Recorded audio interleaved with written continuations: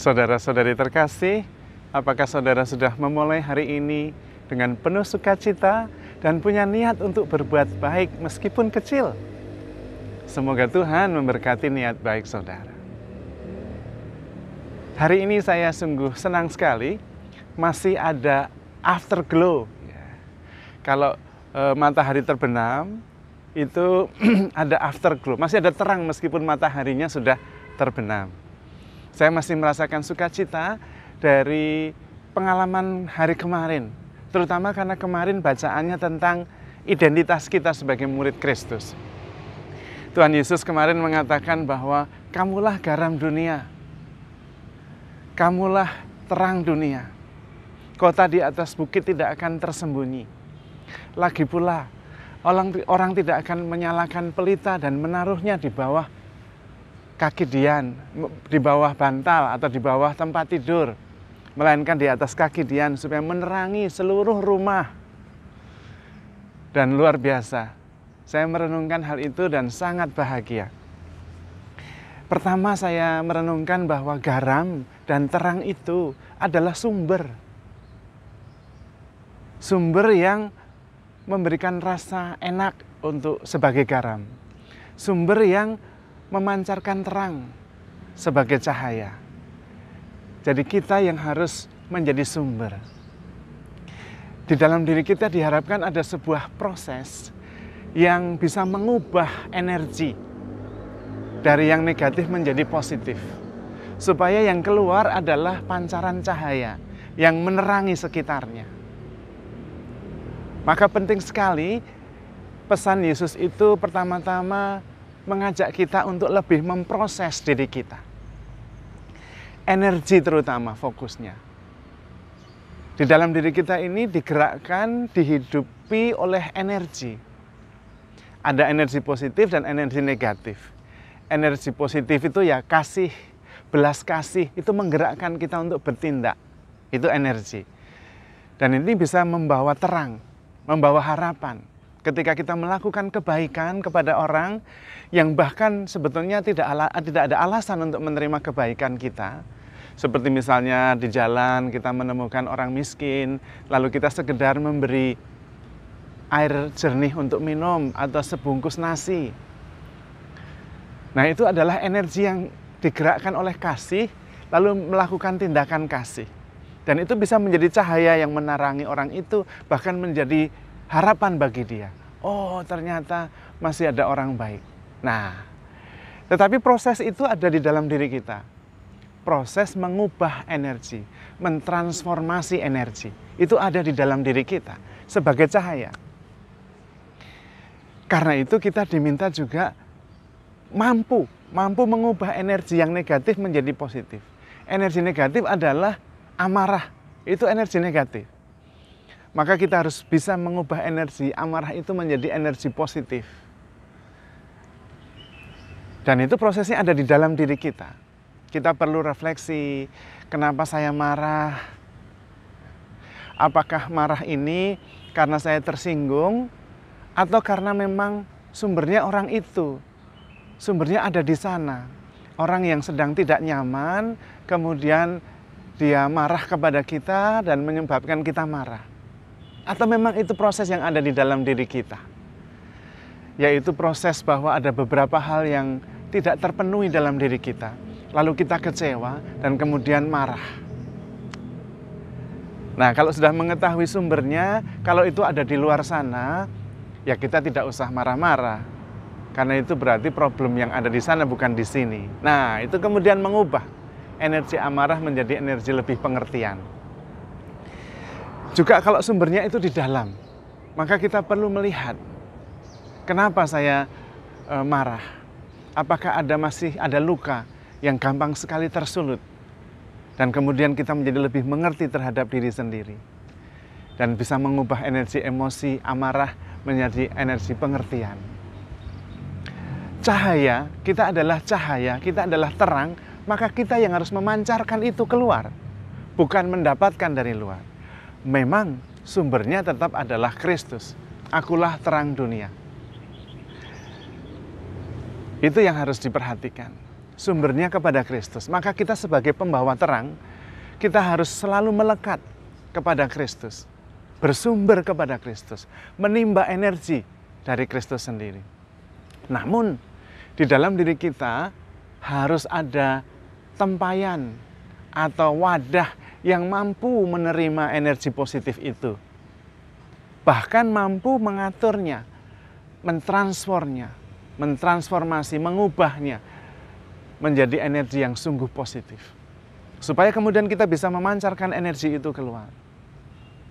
Kita sering kok merasa bertemu dengan seseorang dan kemudian merasa nyaman. Tetapi ketemu seseorang dan merasa tidak nyaman. Mengapa? Energi. Kita bertemu dengan orang yang kita merasa nyaman karena energinya positif. Kita bersama dia itu nyaman rasanya. Dan itu biasanya, saya merenungkan lebih jauh, cahaya itu untuk menerangi seluruh rumah. Maka, sesudah kita bisa mengatur diri kita sendiri, mengubah energi yang negatif menjadi positif, supaya bisa menerangi seluruh rumah, resikonya adalah, atau artinya adalah bahwa seringkali kita sebagai pembawa cahaya ditempatkan di suatu tempat yang gelap supaya memberi cahaya. Dan itu berarti seringkali kita sebagai terang pembawa cahaya itu ada di lingkungan yang justru harus diterangi. Itu berarti kadang-kadang sang pembawa cahaya ini merasa asing di rumah atau di lingkungannya, tidak harus di rumah. Karena memang tidak sama dengan yang ada di sekitarnya. Persis justru karena dia yang harus membawa energi itu, menerangi, kemudian membesarkan hati, menjadikan dunia lebih baik. Pembawa terang itu justru persis untuk membawa kebaikan kepada dunia, membuat dunia lebih nyaman untuk ditinggali. Tapi itu persis berarti bahwa dia tidak sama dengan sekitarnya. Dialah sumber energi itu. Maka pada para murid Kristus seringkali merasa tidak pada tempatnya. Sekitarnya kadang-kadang justru orang-orang yang toksik, yang negatif. Kadang-kadang kalau kita tidak tahu bahwa kita adalah pembawa cahaya, kita yang frustrasi. Jangan frustrasi, justru persis Tuhan menjadikan kita ini pembawa cahaya untuk menerangi. Kita yang membawa damai. Doa Santo Fransiskus Assisi itu tepat sekali. Ketika ada perselisihan, kita yang membawa kerukunan. Tetapi berarti bahwa kita itu selalu dan seringkali berada di sekitar situasi yang justru membutuhkan cahaya. Maka jangan frustrasi kalau sekitarnya itu justru membutuhkan pertolongan. Oh, justru untuk itu kita diciptakan. Aku memilih engkau dari dunia, sehingga kalian bukan lagi dari dunia. Tetapi aku tidak mengambil kalian dari dunia ini. Justru kalian ada di tengah-tengah dunia, supaya bisa membawa cahaya bagi sekitarnya. Karena itu, hendaklah cerdik seperti ular, dan tulus seperti merpati. Tetapi memang kita sebagai pembawa cahaya, pembawa terang, seringkali mempunyai perasaan yang lebih peka daripada orang-orang di sekitarnya. Dan karena lebih peka, biasanya lebih mendalam hidupnya. Karena hidupnya mendalam itulah dia bisa memproses di dalam dirinya.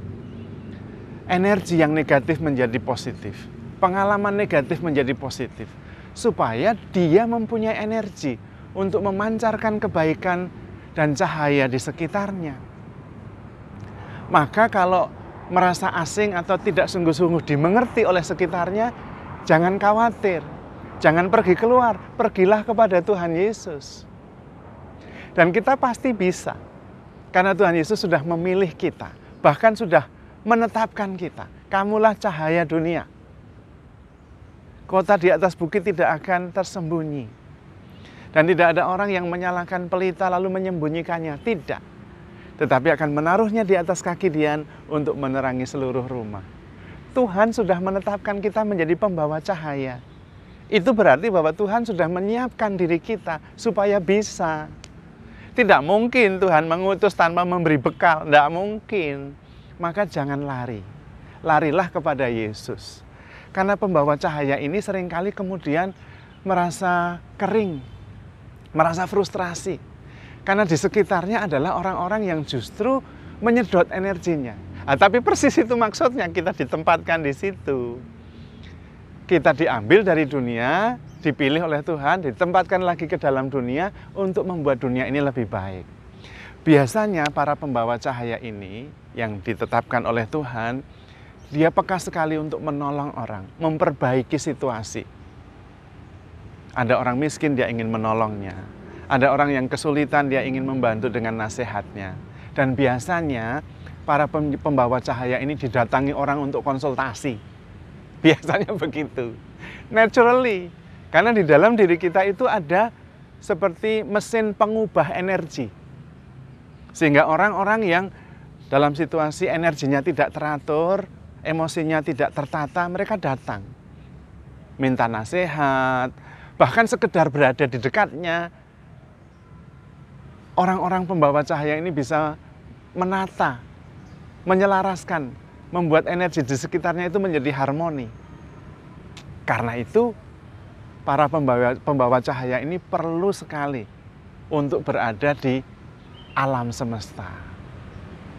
Entah di sebuah pepohonan yang rindang, entah di pinggir pantai yang bagus. Karena energi semesta itu, energi alam itu yang akan kemudian mampu menampung, ditampung di dalam dirinya. Dan kemudian mengubah energi negatif menjadi energi positif. Supaya memperoleh kekuatan kembali untuk kembali menjadi pembawa cahaya. Hanya memang seperti halnya lilin yang memberi terang, cahaya, dia pasti akan habis lama-lama. Nature-nya memang begitu. Kalau lilinnya tidak mau habis, ya jangan membawa cahaya. Tapi nggak bisa biasanya. Kita yang sudah ditunjuk oleh Yesus, kamulah terang dunia, tidak bisa tidak kita akan membawa cahaya ke sekitar kita. Dan memang suatu ketika kita harus ikhlas bahwa dengan memancarkan cahaya itu, lama-lama kita habis. Tidak akan habis kalau kita terus-menerus melekat pada Kristus. Karena sumber cahaya kita adalah Sang Cahaya itu sendiri. Akulah cahaya dunia, akulah terang dunia. Dunia dalam kegelapan dan terang datang. Dan itulah Kristus, Sang Terang Sejati. Kalau kita terus bisa melekat pada Kristus, kita bisa sungguh-sungguh menjadi terang dunia yang membawa penghiburan, membawa kenyamanan, membawa berkat, membawa jalan, membawa kesembuhan yang menolong kita dan orang lain di sekitarnya. Maka sebagai murid Kristus pertama-tama, jangan mencari penghiburan di luar kita. Tidak ada. Kita yang harus menjadi sumber. Kita hanya bisa sebagai pembawa terang menerima dan menimba sumber itu dari Kristus sendiri, Sang Terang Sejati. Dan kemudian memperoleh kekuatan, memperoleh terang supaya bisa menerangi di sekitarnya. Tidak mudah karena memang kita dipilih di antara yang lain untuk menjadi murid Kristus, menjadi pembawa damai bagi orang-orang di sekitar kita. Kita yang harus menjadi sumber energi yang memancarkan. Di mana ada perselisihan, membawa kerukunan. Di mana ada keputusasaan, membawa harapan. Dan secara naluriah, kita sudah disiapkan oleh Tuhan untuk bisa seperti itu. Karena itu secara naluriah juga, kita selalu tergerak untuk menolong dan memperbaiki apa yang belum baik di sekitar kita. Namun jangan lupa, tetap harus handle yourself with care because you are loved. Tuhan memberkati.